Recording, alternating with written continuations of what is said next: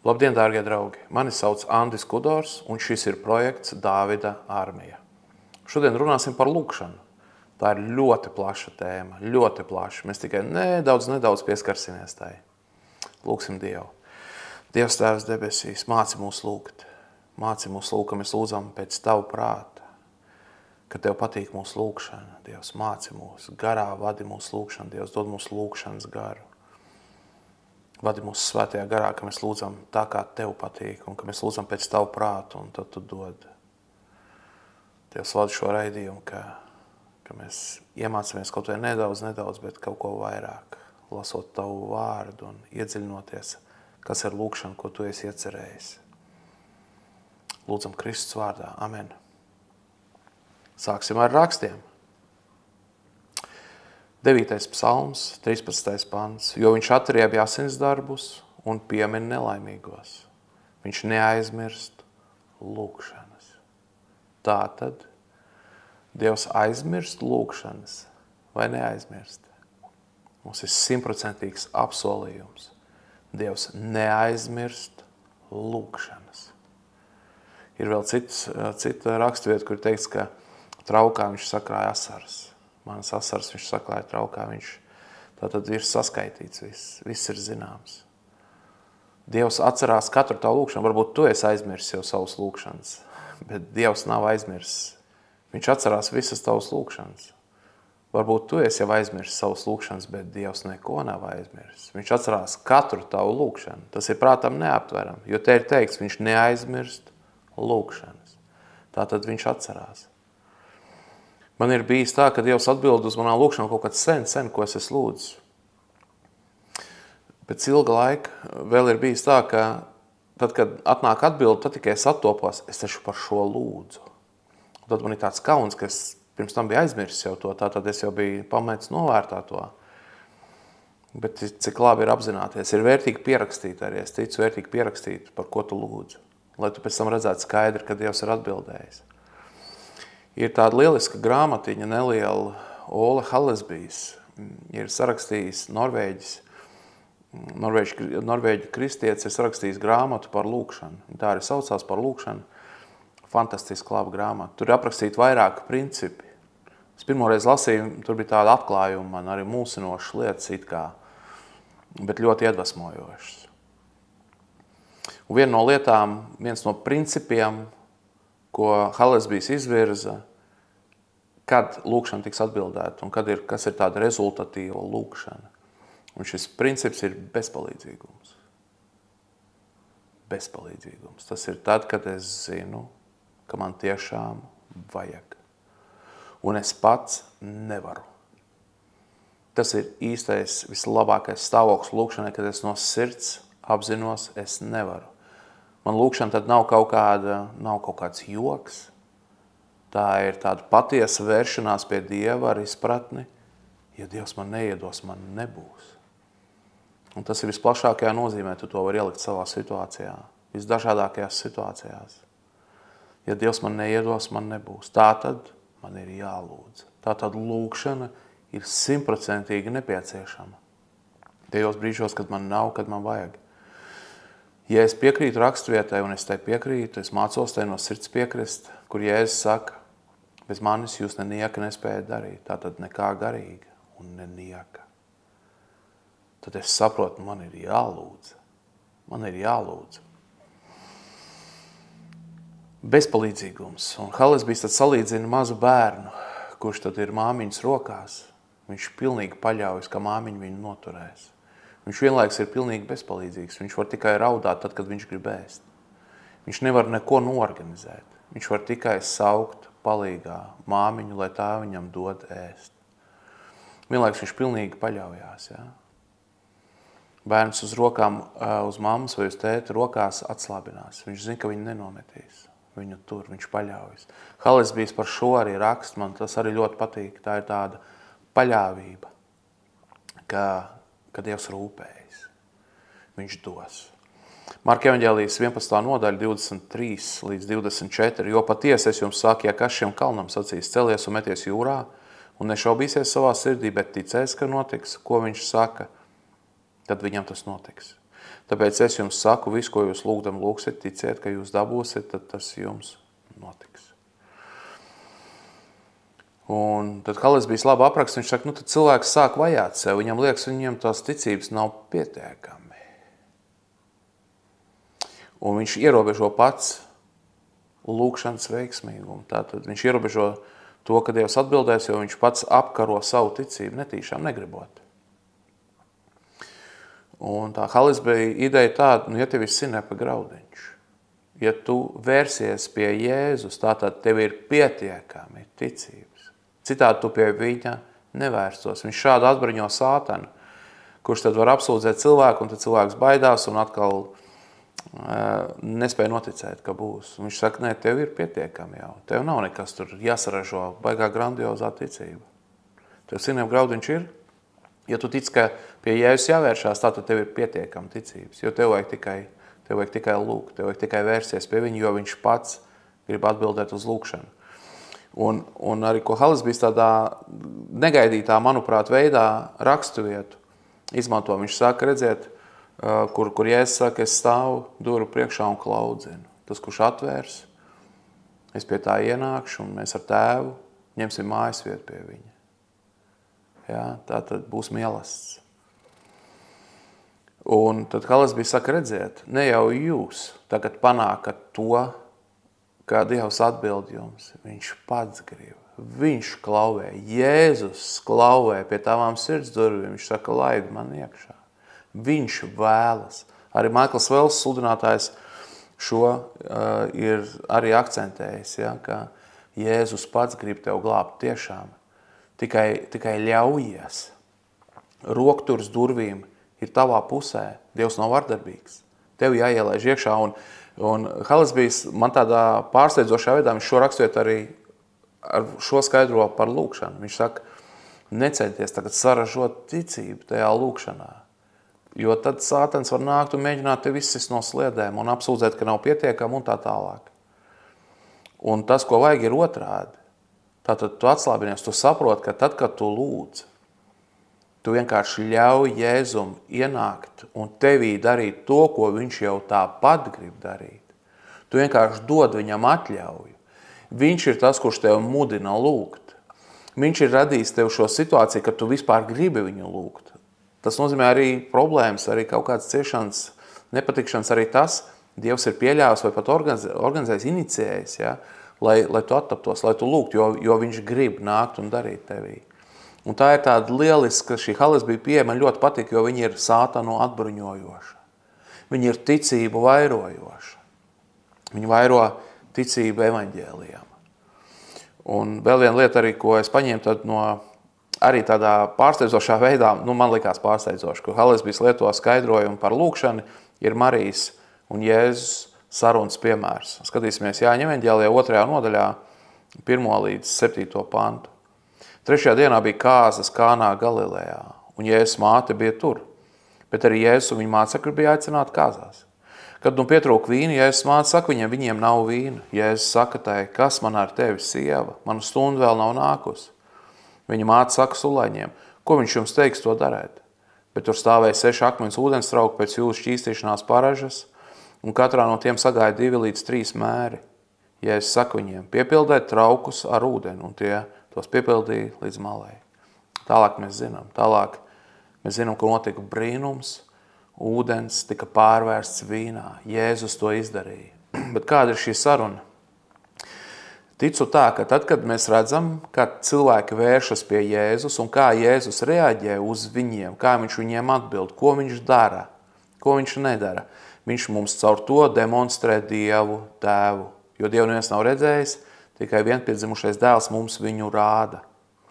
Un šis ir tas gadījums, es ticu, ka Jēzus ar sarunā ar Mariju demonstrē tēvu. Tas nozīmē, ka tad, kad Marija kaut ko prasa Jēzum, kas ir viņas dēls, vienlaikus viņa taču runā ar Dieva dēlu. Un tātad tur mēs varam mācīties kaut ko vairāk nekā vienkārši mātes un dēla attiecības. Mēs varam mācīties cilvēka un Dieva attiecības. Jēzus no sākuma atsaka, kas man ar tevi, sieva, man stunda vēl nav nākusi.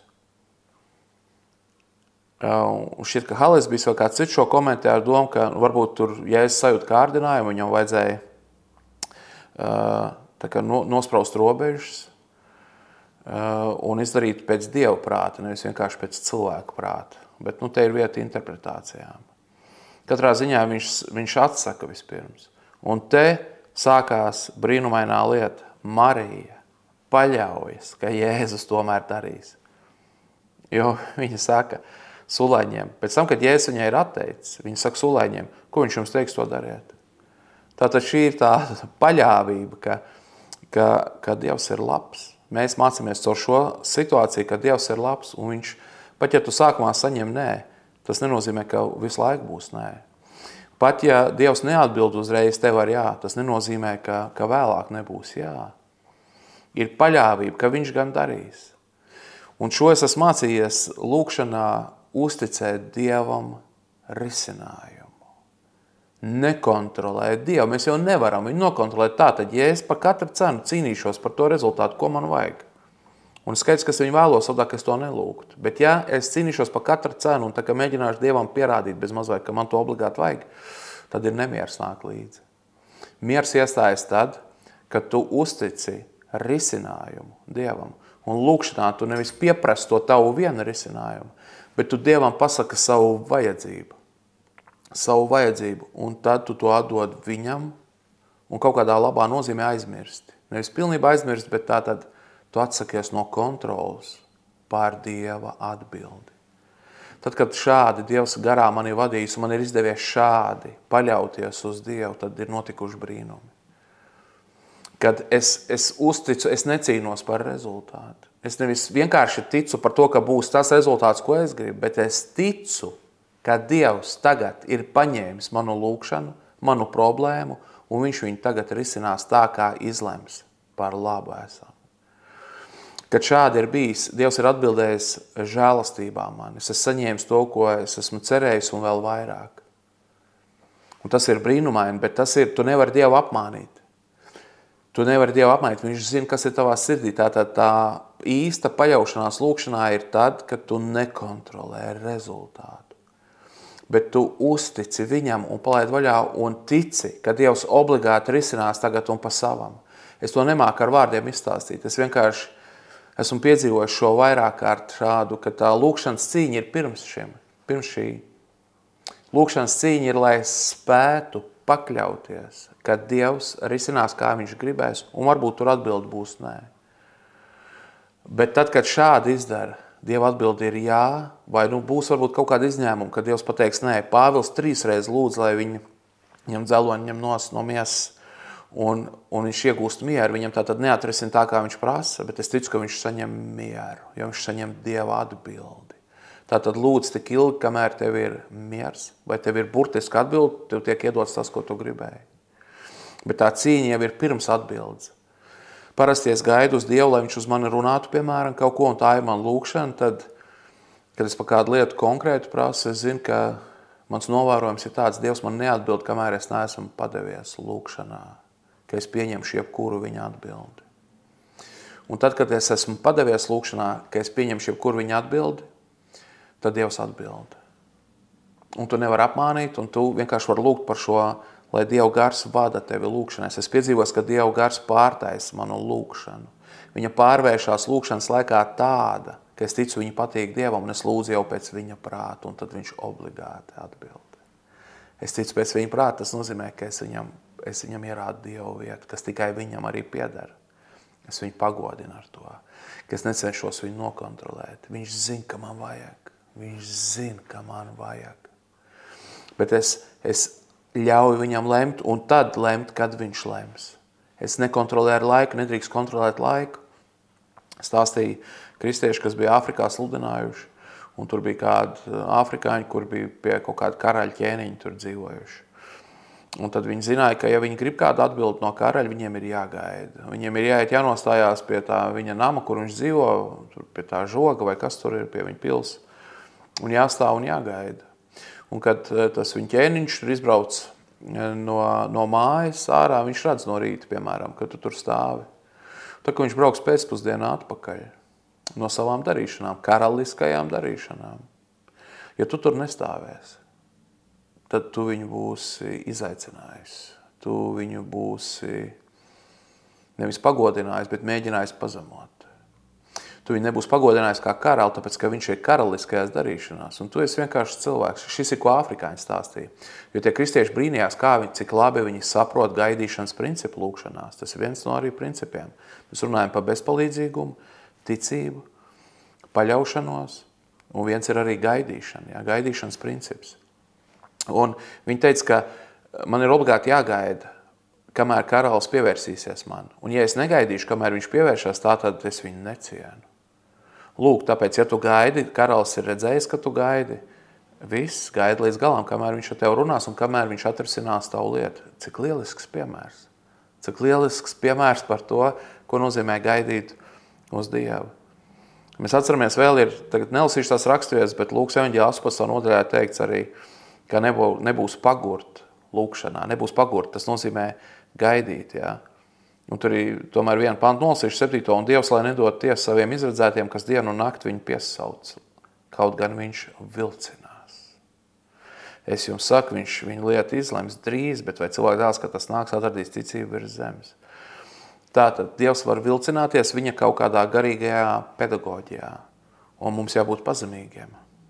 Mēs nekontrolējam viņu.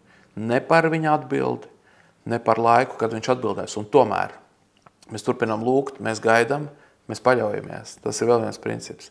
Vēl cits princips ir lūkšanas cīņa. Kolosiešiem 4. nodaļa 12. pants. Jūs sveicina vēl Epafra, kas ir no jūsu vidus, Kristus Jēzus kalps, kas pastāvīgi cīnās par jums savās lūkšanās, lai jūs kļūtu pilnīgi un ar visu pārliecību stāvētu par to, kas ir Dieva griba.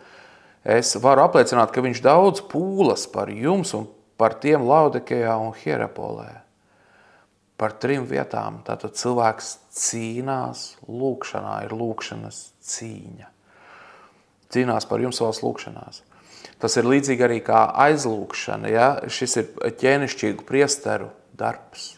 Ir rakstīts, ka mēs esam ķēnišķīgi priesteri, mums jāiestājās vienam par otru aizlūkšanā. Ja tas nebūtu svarīgi, tad Dievs mums to nemācītu. Lūkas evaņģēlijas 22. nodaļa, 31. pants.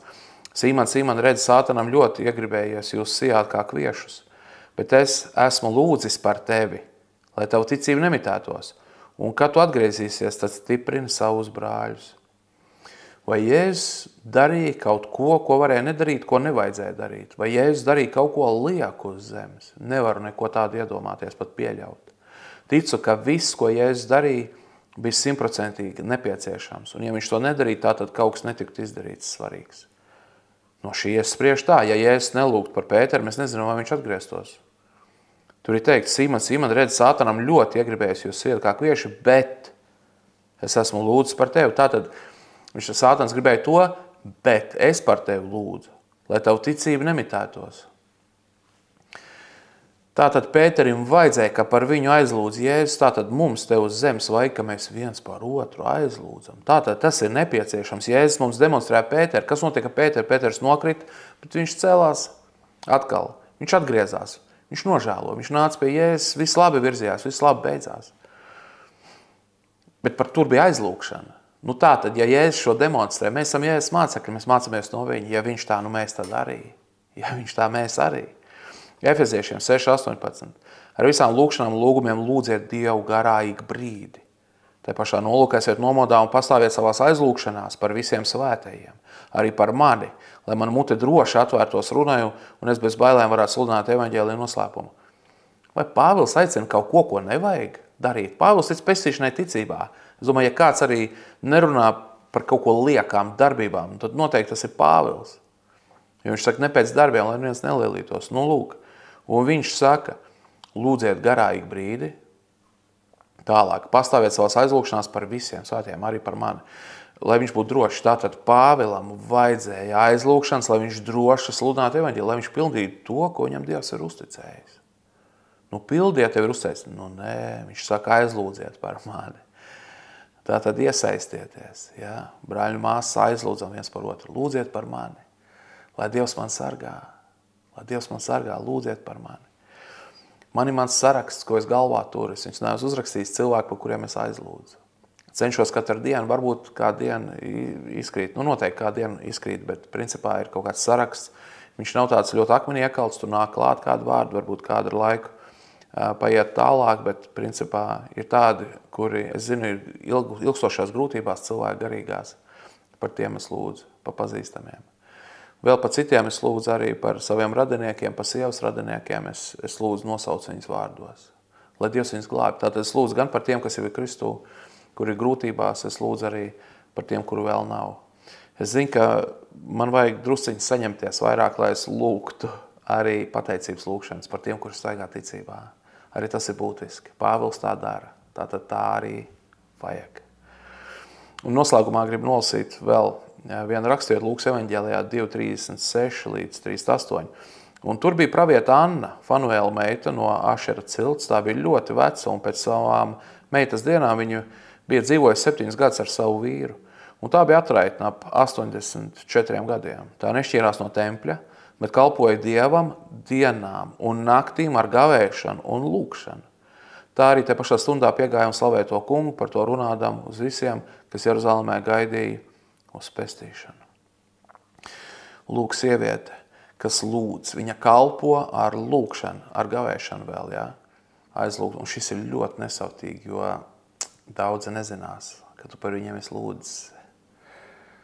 Tu būsi izdarījis kaut ko, tas ir īsti bez nosacījuma mīlestība, tas ir kaut kas, tu nedabūsi atpakaļ visdrīzāk.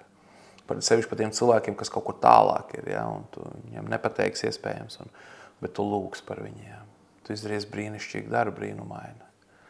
Tā ir īsta došana, tā ir īsta garīgā došana. Aizlūgt par citiem tā, ka viņi varbūt pat neuzzinās, bet tu būsi kaut ko darījis. Ja šo nevajadzētu, nebūtu šo rakstvietu. Tātad tas ir nepieciešams, Jēzus aizlūdz par Pēteru. Ko mēs šodien skatījāmies? Ja? Mēs runājam par to, ka viens no svarīgiem principiem ir bezpalīdzīgums lūkšanā. Tātad es atzīstu nevarēšanu, es zinu, ka man vajag. Vēl viens princips ir ticība. Ticība, bet neļauj, ka Sātans nozog to tavu izpratni par tavu ticību. Ja tu iesies pie Jēzus, tev ir jau pietiekami, jo viņš pats klauvē pie durvīm, viņš grib tev palīdzēt. Neļauj, ka Sātans zog to tavu ticību. Tad mēs skatāmies par Marijas piemēru, ja, šī paļaušanās. Ja es pat atsaku sākumā, bet Marija paļaujās, ka viņš ir labs, viņš darīs labo. Viņa paļaus, viņa nekontrolē Jēzu, Marija dara gudri. Viņa nekontrolē Jēzu, viņa saka, to, ko Jēzus jums teiks, to izdariet. Viņa paļaujās, ja, viņa dod jau tālāk rīkojums ticībā, ka Jēzus iesaistīsies. Vēl ir neatlaidība. Ja. Neatlaidība ir interesants princips, kas rāda arī to, ka Dievs mūs mīl ar beznosacījumu mīlestību. Jo tie piemēri, kur ir ar to atraitni un to netaisno tiesnesi, kurš tad izlēma tikai tāpēc, ka viņam apnīk, ka viņi tur klauvē. Vai arī draugs, kurš naktī klauvē, vajag maizi un viņš iedod tikai tāpēc, ka viņam apnīk, ka klauvē. Cik interesanti. Tas nozīmē, tev nav jābūt labam. Tev nav jābūt labam, tev nav jābūt priekšzīmīgam.